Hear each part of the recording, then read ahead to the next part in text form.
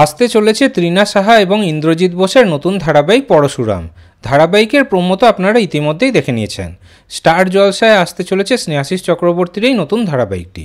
স্নেহাশিস চক্রবর্তী ধারাবাহিক নিয়ে দর্শকরা তো বরাবরই খুবই ইন্টারেস্টেড থাকে, আর এবারেও ধারাবাহিকের এই নতুন প্রোমো দেখে দর্শকরা কিন্তু খুবই এক্সাইটেড।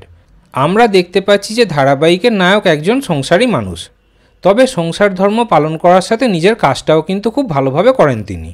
ধারাবাহিকের প্রোমো দেখে আমরা বুঝতে পারছি যে ধারাবাহিকের নায়ক ইন্দ্রজিৎ বোস মানে পরশুরাম, সে একজন পুলিশ অফিসার অথবা স্পেশাল এজেন্ট যে অপরাধীদের শাস্তি দেয়।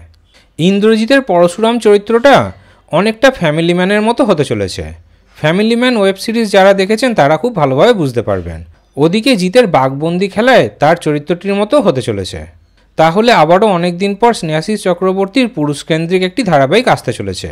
এবার প্রশ্ন হলো যে এই নতুন ধারাবাহিকটি কবে কোন স্লটে আসবে।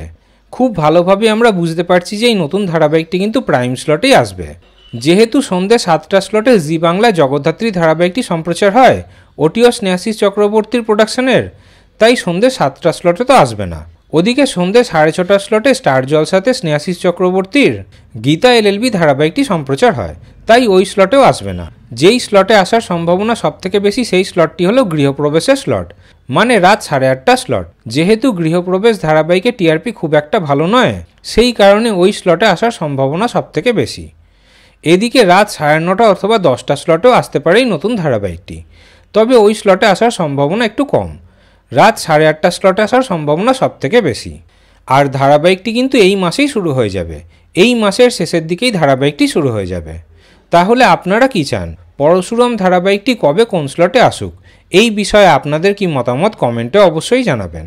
বাংলা সিরিয়ালের এই ধরনের নতুন নতুন আপডেট পেতে চ্যানেলটি এক্ষুনি সাবস্ক্রাইব করে নিন।